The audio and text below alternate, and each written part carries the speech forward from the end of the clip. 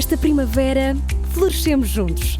Apoie as vozes plurais que não têm medo de ir contra a corrente e partilhe a sua opinião nos comentários. Desfrute de todos os benefícios Observador, agora com 20 € de desconto. Assine hoje em observador.pt.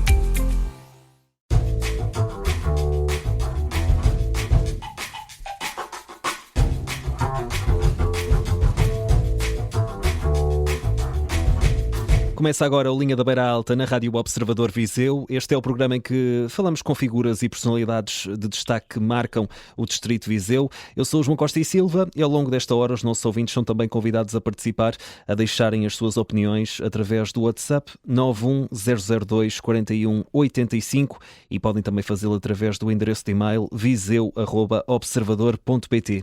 No Linha da Beira Alta de hoje recebemos Pedro Alves, deputado da AD, eleito pelo Círculo Eleitoral de Viseu. Pedro Alves, seja muito bem-vindo à Linha da Beira Alta. Muito obrigado por ter aceitado o nosso convite.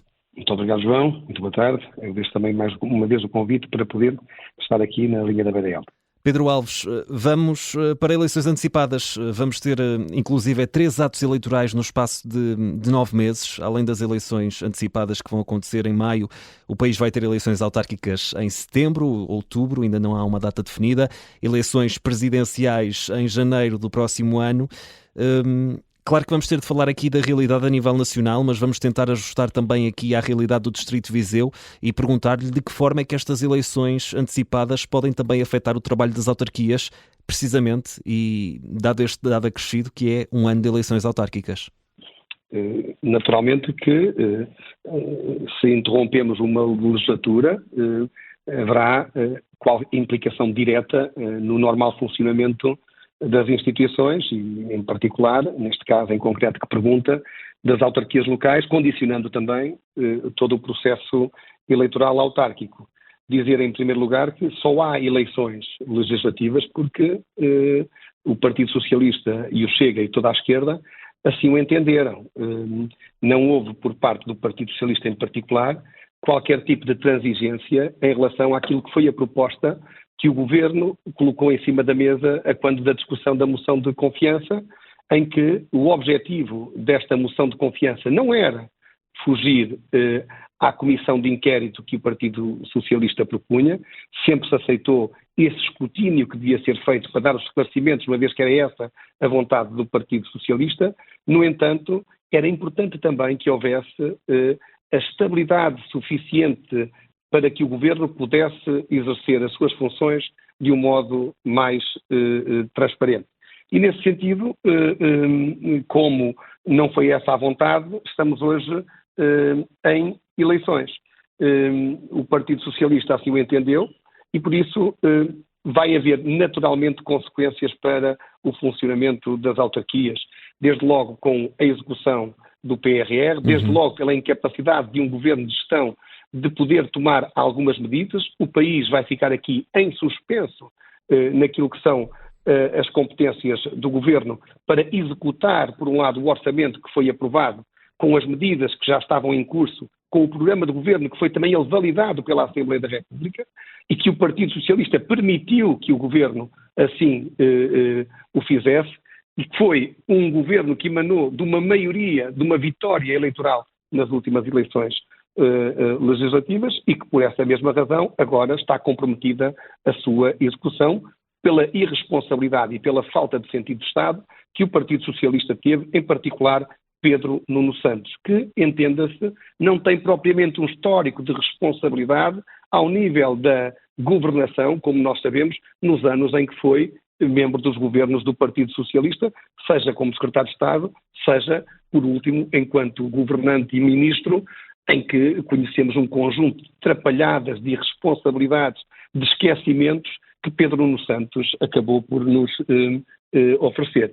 E depois, com toda esta desconfiança e a insinuação que se lançou sobre a esfera da política, que não passa de um mecanismo para distrair, por um lado, e descredibilizar as instituições, mas, por outro lado, também para distrair e para desviar as atenções do bom trabalho que o Governo tem vindo a fazer ao longo dos últimos 10 meses e que tem sido validado de forma positiva por parte dos portugueses.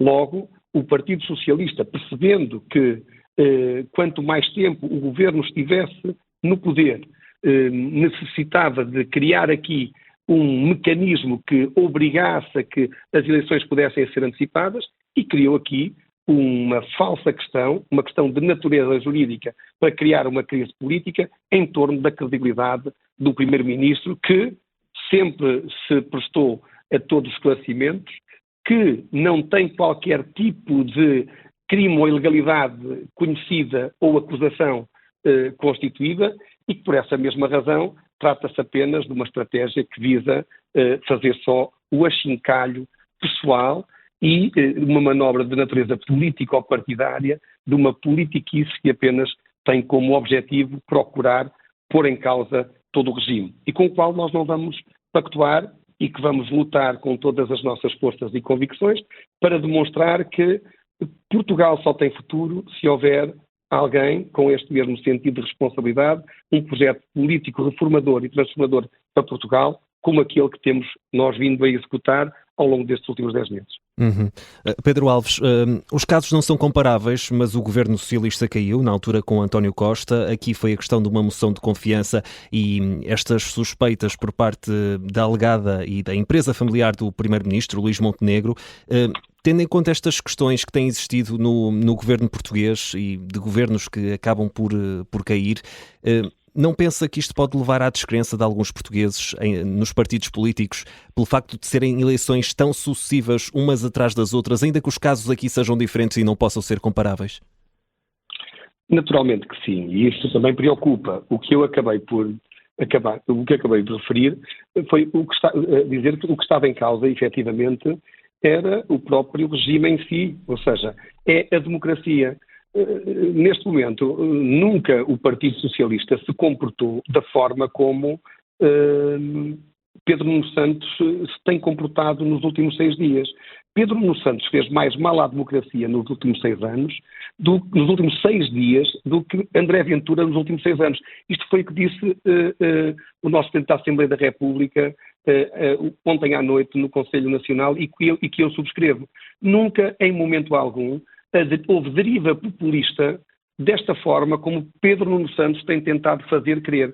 Não apontou ainda uma única razão, um facto concreto para haver desconfiança em relação ao Primeiro-Ministro ou à empresa que ele próprio demonstrou de ter através da sua declaração de interesses, dizendo que tinha cotas e participação naquela mesma empresa e que depois, mais tarde, veio a passar as cotas para a sua esposa. Nada foi escondido, tudo estava à vista de todos. É uma falsa questão, nomeadamente o que se criou em torno, por exemplo, de um dos prestadores de serviços, ou a quem a empresa prestava serviços, o Grupo Sol Verde, que este governo, liderado por Luís Montenegro, através da contestação do resultado de uma arbitragem que existia em que o governo teria sido obrigado a pagar uma indemnização de cerca de 16 milhões de euros, o governo substituiu a equipa dos juristas através dos juristas dos advogados, através dos juristas do Estado, fez a contestação para o Supremo Tribunal de Justiça e a empresa deixou de receber esses 16 milhões de euros. O que quer dizer que se algum conflito de interesses poderia haver no seu maior cliente, ficou claro que Luís Montenegro não intervém em matérias, nomeadamente de favor de qualquer interesse de qualquer empresa. E por isso cria-se aqui uma suspeição de que, por ser detentor de uma empresa, que poderá vir no futuro a favorecer os interesses dessa mesma empresa. Não faz sentido isto quando se declara que se tem participação social numa empresa, é para que, se efetivamente, se conheçam quais são os conflitos de interesse na hora da decisão para fazer escusa no processo de votação e de decisão. E não se compreende, por isso, como é que o Partido Socialista foi capaz de levar o país para este tipo de condição, levando tudo para a lama, colocando em causa todos os protagonistas, tratando tudo por igual. Compreendemos, porém, que o Partido Socialista tem um histórico recente, mesmo inclusive na dissolução do último Parlamento, quando foi encontrado dinheiro vivo no gabinete do chefe de gabinete do Primeiro-Ministro. Ou então, basta olharmos para as acusações que há sobre José Sócrates e todas as trapalhadas que houve. Mas Pedro Alves, só para deixar aqui claro, não condena o pedido de esclarecimentos nem de informações que é feito pelo Partido Socialista nem por outros partidos, como aconteceu o caso do Chega e do Bloco de Esquerda, que acabaram por enviar perguntas escritas ao Primeiro-Ministro e que foram respondidas. Condena sim a forma de como está a ser feito este processo, é isso? Naturalmente, o Partido Socialista tem direito a ser esclarecido. Primeiro era preciso que quisesse ser esclarecido e que fizesse as perguntas. Não há perguntas. Levantou a questão de o querer fazer os esclarecimentos através de uma comissão de inquérito. É também perfeitamente legítimo que se faça. Agora, o que não podemos fazer, e para que as instituições possam funcionar dentro da sua normalidade, é que se arraste este esclarecimento por períodos extraordinários, sem que o objetivo não seja esclarecer, mas sim lançar lama, dúvidas e insinuações acerca da conduta do Primeiro-Ministro. E daí que o Governo propôs que houvesse, sim, a criação de uma comissão de inquérito nos termos em que o Partido Socialista a exigia, mas que essa comissão de inquérito tivesse um prazo limite para a sua execução. E que não andássemos daqui primeiro 90 dias e depois mais 60 e depois mais 30, até chegarmos aos 180 dias, com todas as interrupções de tempo que há, andaríamos nisto cerca de 9 meses, mais um mês, cerca de um ano, a arrastar numa comissão de inquérito, de enxovalho, de espreitar pela fechadura da porta para perceber o que se passa numa empresa privada. Isto também é inédito na nossa democracia, mas teria que haver aqui um limite de decência para que os órgãos pudessem funcionar. O Partido Socialista não o quis, porque o Partido Socialista, a preocupação não é o interesse nacional, nem são os esclarecimentos. O Partido Socialista está hoje num processo de abstinência de poder, perdeu o poder no governo, perdeu o poder na Câmara de Lisboa, e o Partido Socialista sempre viveu destas relações de favores e de lugares, de ocupação de lugares na administração pública. E como compreende que o governo da AD, nomeadamente pela liderança do Primeiro-Ministro Luís Montenegro, está a conseguir executar aquilo a que se propôs e está a conseguir transformar e a mudar Portugal para melhor, temos a conseguir hoje resultados extraordinários. Veja-se o que tem acontecido em Viseu, situações que estavam há anos e que foram suspensas por parte do governo do Partido Socialista, como o Centro de Radioterapia e de ambulatório, que já tem financiamento garantido e que não tinha financiamento garantido, que o Partido Socialista, a cada eleição autárquica... Isto foram medidas, só para contextualizar aqui os nossos ouvintes, aprovadas no último Conselho de Ministros. É isso, Pedro Alves? Sim, foram medidas aprovadas no último Conselho de Ministros, mas já tinham vindo a ser aprovadas no Orçamento de Estado. Pela primeira vez foram inscritas no Orçamento de Estado. Nomeadamente, esta questão do IP3, durante 8 anos, 9 anos, o Partido Socialista limitou-se a suspender ou a revogar, em função dos seus preconceitos ideológicos, a ligação entre Viseu e Coimbra em autoestrada através da Via dos Duques, e deixou depois uma ligação de 17 quilómetros entre Treixedo e São Miguel do Outeiro, praticamente é atravessar o concelho de Tondela, sem saber qual é que é o traçado para sul de ligação entre Treixedo e Coimbra. Nós hoje já deliberamos que até junho essa situação ficará resolvida, o traçado ficará definido e o concurso avançará de imediato. Isto em menos de um ano. E por isso nós hoje estamos perfeitamente conscientes daquilo que estamos a fazer. Nós lembramos-nos de que no passado, e em relação ao IP3, recorde-se que António Costa dizia: para haver duplicação do IP3 não poderia haver recuperação do tempo de serviço ou descongelamento da carreira dos professores. A verdade é que nós já descongelámos a carreira dos professores, que vão recuperar integralmente o tempo de serviço em cerca de 2 anos e meio. Já recuperaram 44.431 professores que já recuperaram esse tempo de serviço.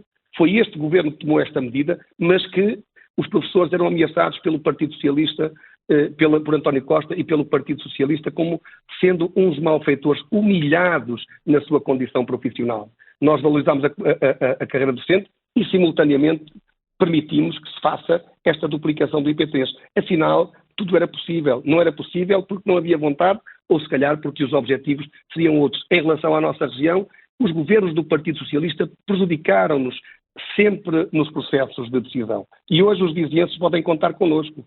Nós, em apenas 10 meses, os compromissos que tínhamos assumidos, e eram estes de forma objetiva, A unidade de radioterapia está hoje em condições para ser executada, tem cabimento no orçamento, e a duplicação do IP3 integralmente está hoje deliberada em resolução do Conselho de Ministros para que o projeto fique pronto até ao mês de junho e, a partir daí, lançar todos os procedimentos concursais. Isto sim é trabalhar com método, com objetivo e concretização. Os portugueses, neste caso os vizienses em particular, podem ver a sua vida a melhorar e podem ter a certeza que, numa próxima eleição, confiando novamente como confiaram no PSD e na AD, terão e continuarão a ver a sua vida a melhorar. Precisamente, e Pedro Alves, cabe agora aos eleitores que vão ser chamados às urnas novamente fazer a melhor escolha, informarem-se sobre as campanhas eleitorais e sobre aquilo que eventualmente vai acontecer e fazer a escolha tendo em conta todos os esclarecimentos que estão a ser dados, tanto pelo Primeiro-Ministro como a questão dos partidos que estão a questionar com as perguntas que têm de ser feitas e que merecem aqui também respostas por parte do Primeiro-Ministro Luís Montenegro. Pedro Alves, agradeço-lhe mais uma vez o facto de ter estado aqui connosco neste Linha da Beira Alta. É sempre um gosto recebê-lo por aqui. Muito obrigado e até uma próxima. Muito obrigado.